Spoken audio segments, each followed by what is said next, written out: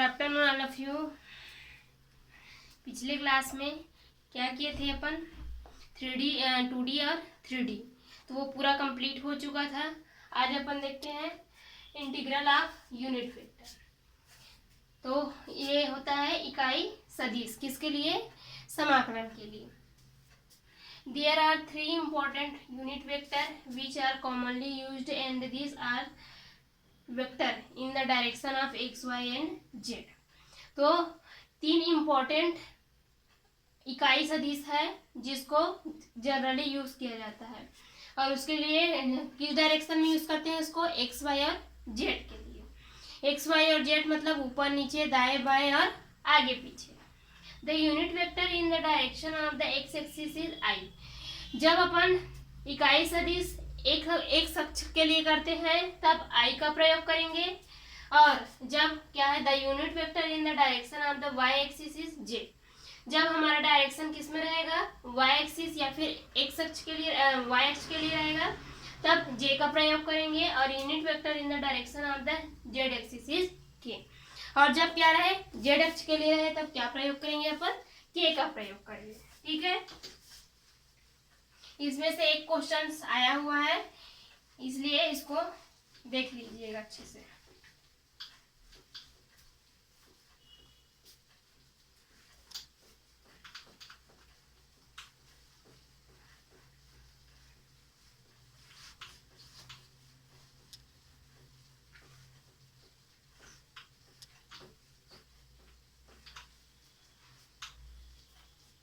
अब देखते हैं अपन एग्जाम्पल।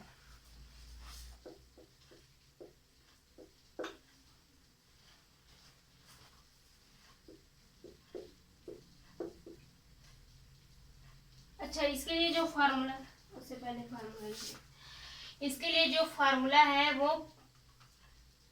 होता है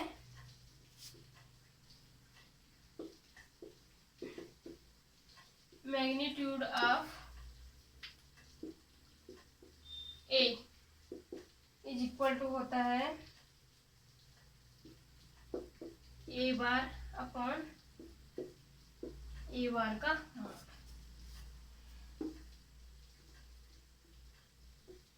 ये मैग्नीट्यूड को हिंदी में बोलते हैं परिमाप। तो परिमाप किसका निकालना है? एक कैप का। वो जो लगा है वो क्या है? कैप। तब ये एरो का निशान दिशा बताता है, जो बताता है कि ये सदिश में। तो वो जो इसका वैल्यू दिए रहेगा उसका क्या करेंगे अपन? मॉड निकालेंगे। तो मॉड आई जे के है, उस फॉर्म में नहीं निकलता है, वो किस में निकलता है? नंबर्स में।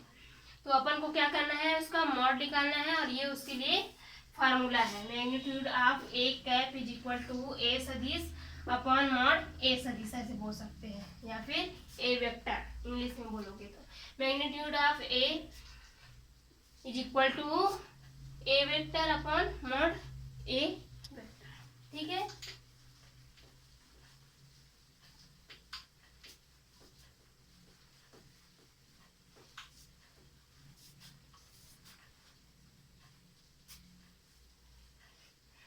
अब देखते हैं example.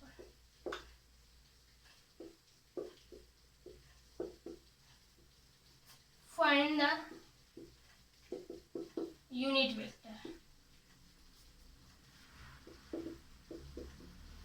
in the direction of the vector a bar is equal to दिया है I cap plus J cap plus 2 cap. ठीक है, सॉल्यूशन।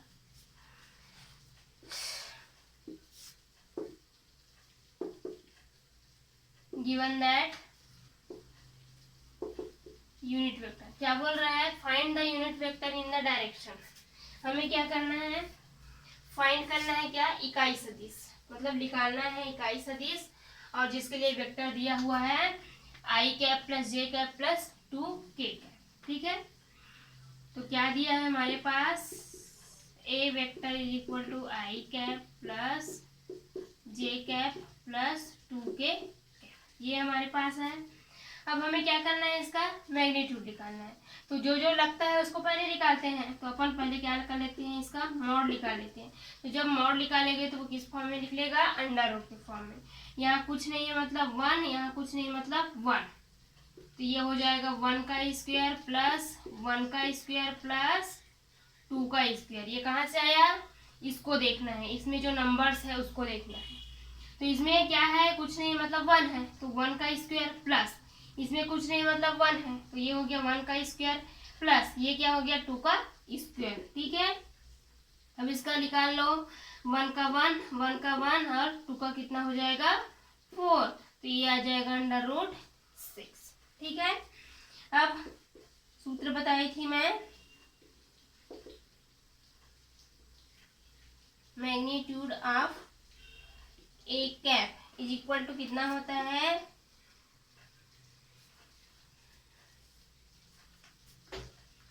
इक्वल होता है A vector upon mod A vector.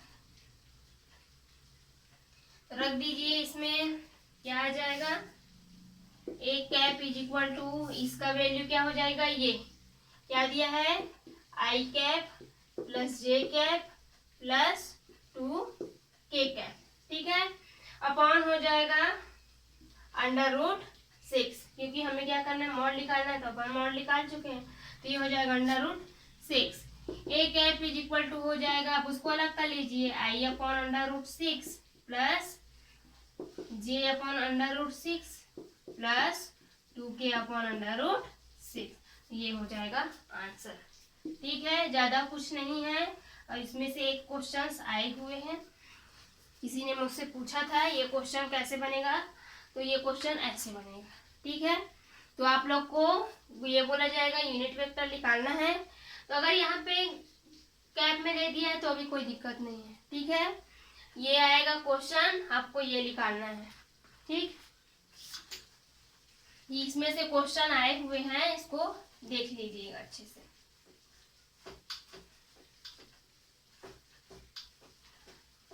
एक क्वेश्चन और कर लेते हैं इसमें से,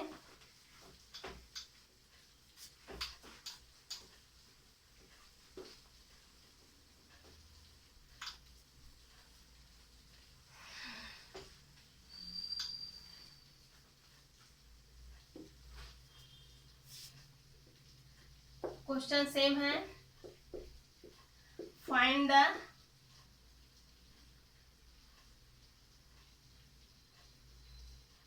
यूनिट वेक्टर, जो लिखा हुआ है, direction of vector 5i minus J plus 2k। ये क्वेश्चन है, फिर से हमें क्या करना है, यूनिट वेक्टर निकालना है। तो गिवन दैट, सेम जैसे हुआ था वैसे ही, क्या दिया है हमें, vector A bar is equal to, नहीं दिया है तो क्या करना है, इसको लिखना है, ए बार इक्वल ही हो गई है 5i माइनस जे, हो सकता है ये कैप ना दिए रहे तो भी चलेगा ना, प्लस 2k, दिया है तो लगाओ, नहीं दिया है तो मत लगाओ। उसके बाद इसका क्या कर लेते हैं, अपन मॉड निकाल लेते हैं। तो मॉड निकालोगे तो पहले जैसे इसमें नंबर क्या है 5 है, तो 5 का स्क्वायर प्लस, अब यहाँ क्या है, कुछ नहीं मतलब 1, तो ये 1 का स्क्वायर प्लस 2 का स्क्वायर। ठीक है, ये हो जाएगा 25 प्लस 1 प्लस 4, तो ये कितना हो गया 30 आ गया अपने पास। अब अपन सूत्र में रख देते हैं, magnitude of A cap is equal to A bar upon A bar का मॉड। ये हो जाएगा A cap is equal to, जो क्वेश्चन दिया है 5i minus J plus 2k upon कितना, अंडर रूट 30। अब फिर उसको अलग अलग कर लीजिए, तो ये हो जाएगा 5 अपॉन 30i माइनस 1 अपॉन 30 जे प्लस 2 अपॉन 30 के। तो ये आ जाएगा आंसर। ठीक है, अब समझ में आ गया होगा कैसे करना है। अब नेक्स्ट टॉपिक, एक क्वेश्चन इसमें से भी आया हुआ था इसलिए इसको बता देते हैं अपन।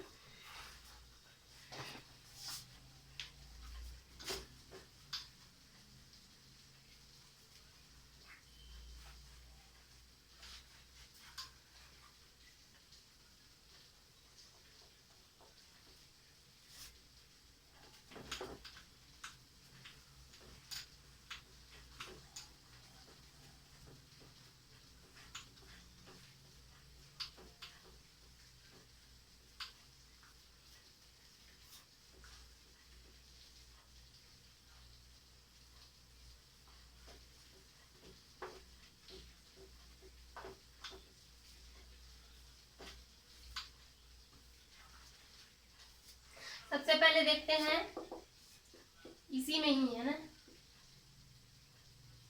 इंटीग्रेशन। पहले क्या देखे थे अपन, थर्ड यूनिट स्टार्ट हुआ था तो डिफरेंशिएशन, थर्ड नहीं सॉरी फोर्थ है कि फिफ्थ है, शायद फिफ्थ है। इंटीग्रेशन देखे थे, सॉरी डिफरेंशिएशन देखे थे। उसमें जो फार्मूला था वो जस्ट इसके अपोजिट रहेगा। इसको ज़्यादा नहीं पढ़ना है, बस फार्मूला याद कर लीजिए। थोड़ा सा इसमें से क्वेश्चन आया हुआ है तो वो टच करने के लिए इसका फार्मूला जरूरी है।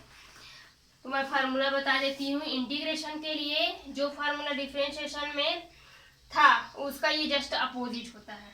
मैं दोनों लिख देती हूँ, इधर differentiation,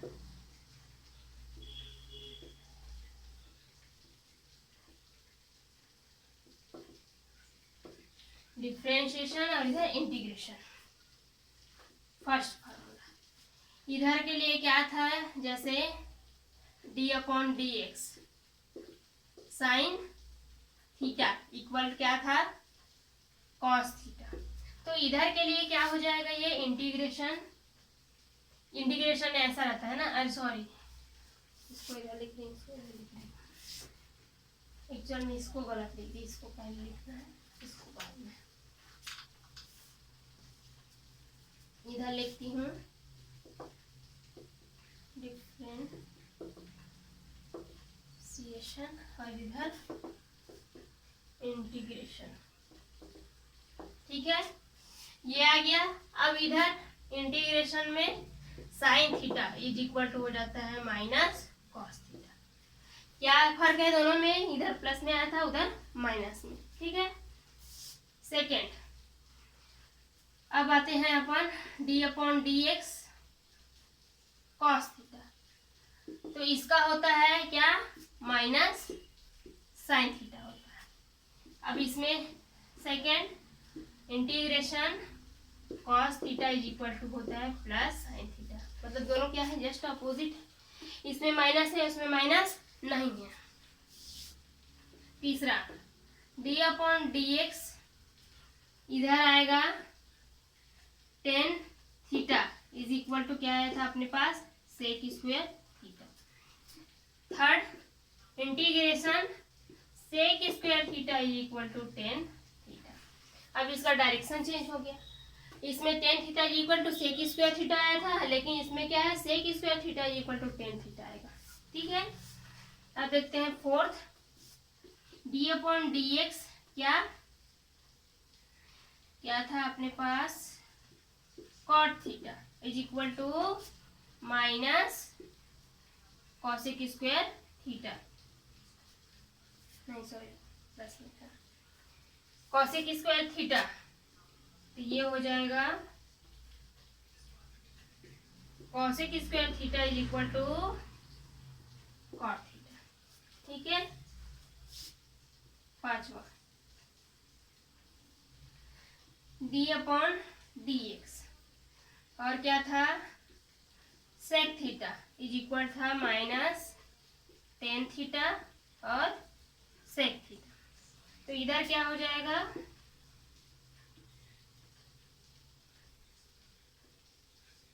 ten theta into sec theta is equal to minus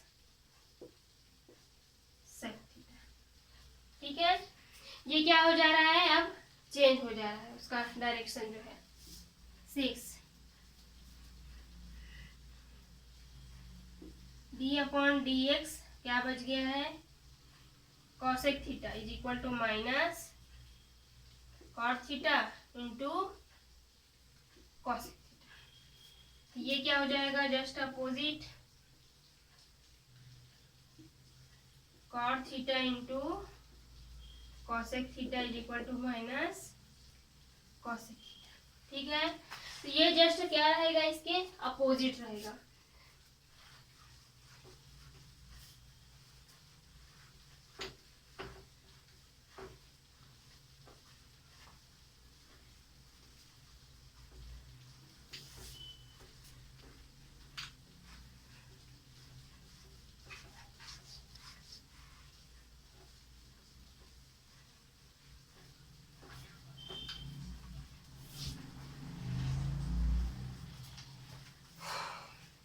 उसके बाद आते हैं define integral of a vector valued function.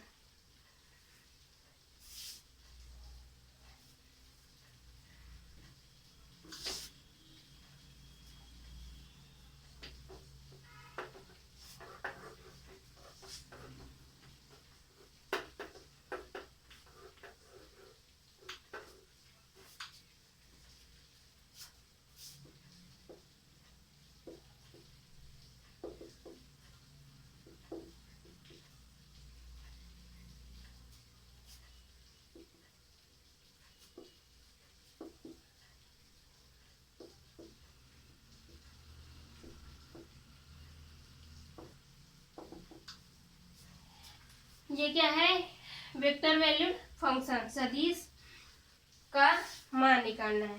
किसमें, जब क्या हो, इंटीग्रल तो हो, अभी जैसे बताई थी ना समेशन के ये इंटीग्रेशन का साइन लगता है, तो इंटरवल कहाँ से कहाँ तक है वो ऐसे देता है ए बी, तो ये होगा ए से बी में, ये नीचे से स्टार्ट होता है ना, ए बी दिया है तो नीचे ए रहेगा, ऊपर बी रहेगा। ठीक है, देखो the define integral of R T on the interval A B is defined by, यदि हमारे पास क्या है, आर टी को क्या है, इंटीग्रल है आर टी डी टी, और इंटरवल क्या है इसका, ए बी है, तो उसको ऐसे लगाना है।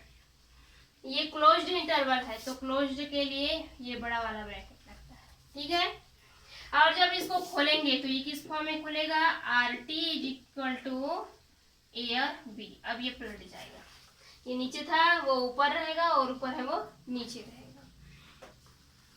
लेकिन यहाँ क्या किया गया है, ये तो एक के लिए था, मतलब एक जब फंक्शन है, जैसे अभी पर क्या पढ़े थे, एक्स अक्ष, वाई अक्ष और जेड अक्ष, उसमें तीन थे, आई जे और के। वैसे ही यदि इसमें भी तीन हो, आई जे और के लिए, तब क्या करेंगे, उसको 3 बार प्रसार करेंगे। A B is equal to F T D हो गया, और ए बी इंटरवल तो वही रहेगा लेकिन ये बदल जाएगा, G T is equal to D T, और ए बी यहाँ लिख लेते हैं एच टी डी टी। ये किसके लिए है, जब तीन वो है, क्या है, वेक्टर वैल्यूड फंक्शन, 3 है तब के लिए, यदि 2 है तो ये दोनों, और 1 है तो इसी बस को करना है। ठीक है, तो ये क्या हुआ, 3 के लिए है, एक क्वेश्चन इसमें से आया हुआ है तो इसी वजह से बता रही हूँ। इसमें सब जैसे उसमें बनता है डिफरेंशिएशन में, वैसे ही इसमें भी बनता है, बस लास्ट में क्या कर देते हैं, ये जो है इंटरवल उसका वैल्यू पुट कर देते हैं। तो वो कैसे पुट करते हैं वो मैं बताती हूँ। इसमें से भी एक क्वेश्चंस आए हुए हैं, इसको ध्यान से पढ़िएगा।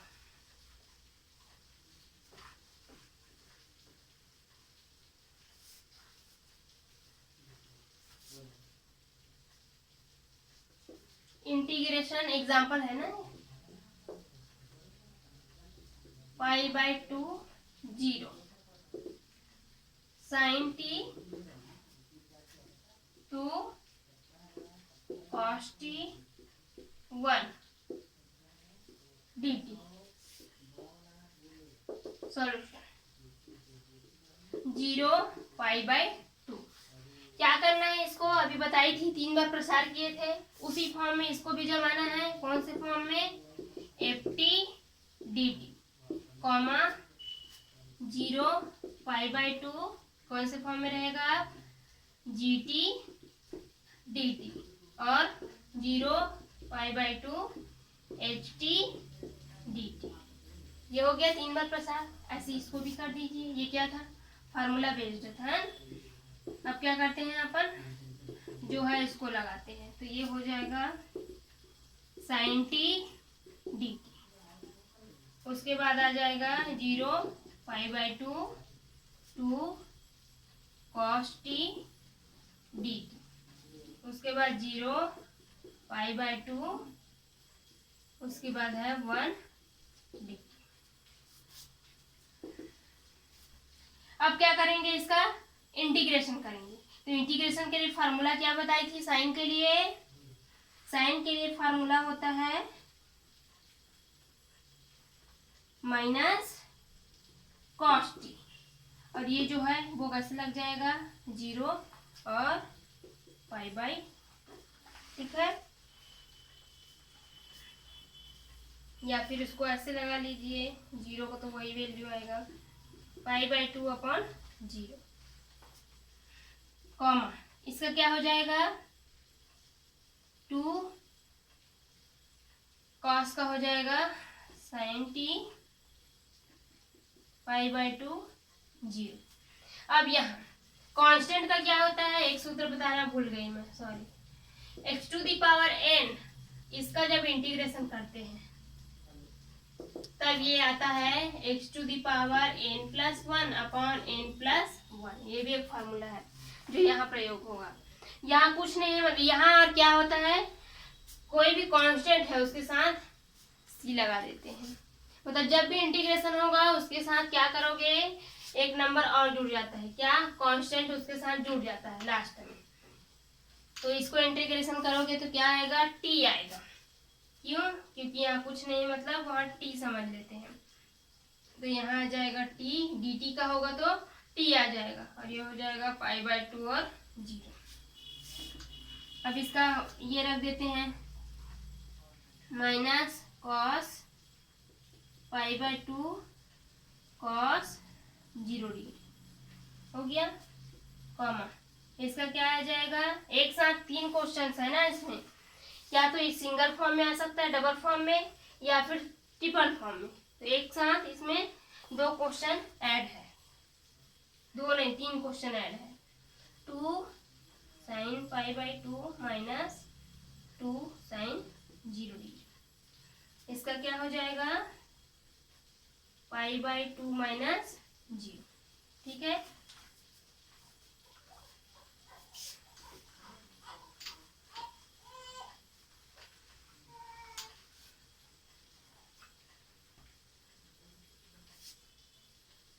cos π/2 0 माइनस, ये देखो ये माइनस था तो ये माइनस माइनस हो जाएगा प्लस, इसका होता है 1, तो ये एक का आ गया 1, इसका हो जाएगा π/2, तो ये 2 आ जाएगा, इसका 90 का होता है 1, और ये आ जाएगा π/2। तो ये हो जाएगा आंसर। कैसे देखना है इसको, cos 90 0, ये हो गया 1 आया, sin 90 1, 2 से इंटू किए 2 आया, sin 0 क्या होता है 0 होता है, यहाँ π/2 आया है t की वजह से, और 0, ठीक है। अब मैं आप लोग को एग्जांपल दे देती हूँ, उसको आप लोग बना के देख लीजिएगा।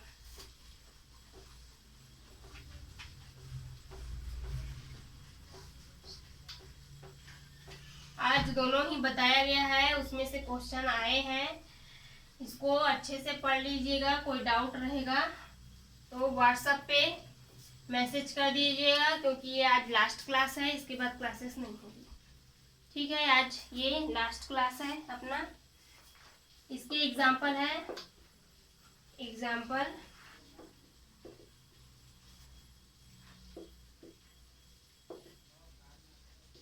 evaluate the indefinite integral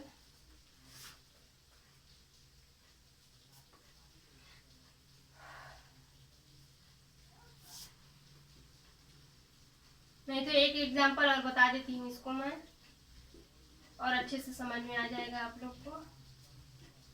2t plus 3t का स्क्वायर dt, ये क्वेश्चन में करके दिखा देती हूँ ताकि जो डाउट हो वो क्लियर हो जाए। उसमें मैं सी लिखना भूल गई थी, आप अभी सी लिख देती हूँ। गिवन 4 cos 2t और क्या दिया है 2t plus 3t square dt, ये है अपने पास।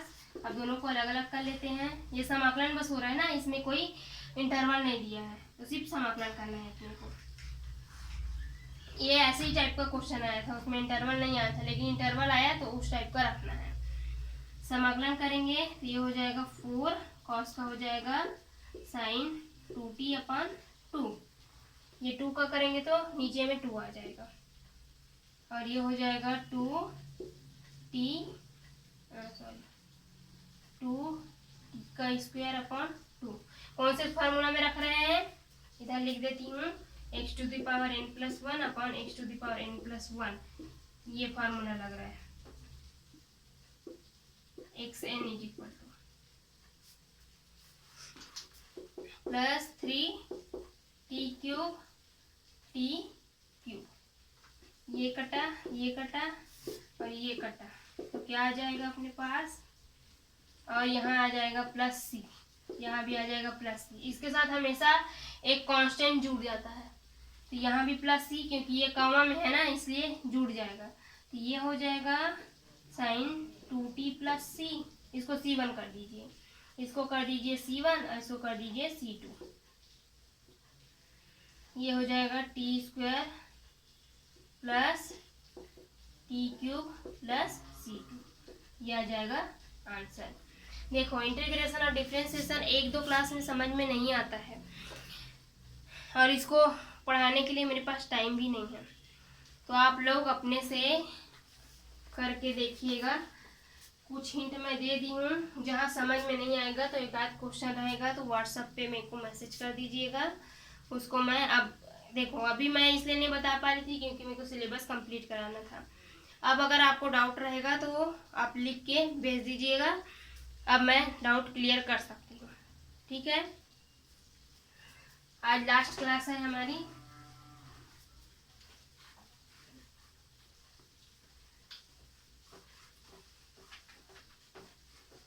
कुछ क्वेश्चंस और लिखा देती हूँ मैं, आप लोग करके जरूर देखिएगा। इसमें इन दोनों में से क्वेश्चन आया है जो आज मैं पढ़ाई हूँ। फाइंड द इंटीग्रल क्या 1/t square i plus 1/t cube j plus t के dt, ये देख लीजिएगा। इसको क्या करना है, पहले ऊपर लेके जाना है, किस फॉर्म में जाएगा, इनवर्स के फॉर्म में। तो ये करके देख लेंगे, और कुछ एग्जांपल और दिखा देती हूँ जो आप लोग घर पे करके देखना। ये हो गया फर्स्ट, इसमें से क्वेश्चन आ सकते हैं इसलिए मैं बोल रही हूँ।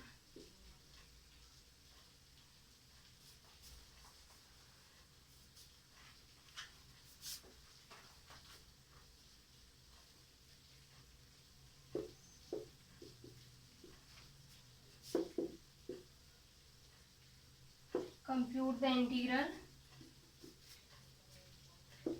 0π/2 to cos t sin 2t और dt, इसको भी देख लीजिएगा। और एक क्वेश्चन यहाँ एक और है, इसमें sin t i plus 2t j minus 8t cube के और dt, इसका क्या करना है, dt निकालना है। ठीक है, 3 क्वेश्चन हो गए, और एक क्वेश्चन उसमें का बहुत सारा दे देती हूँ, आप लोग करके देखना। Find the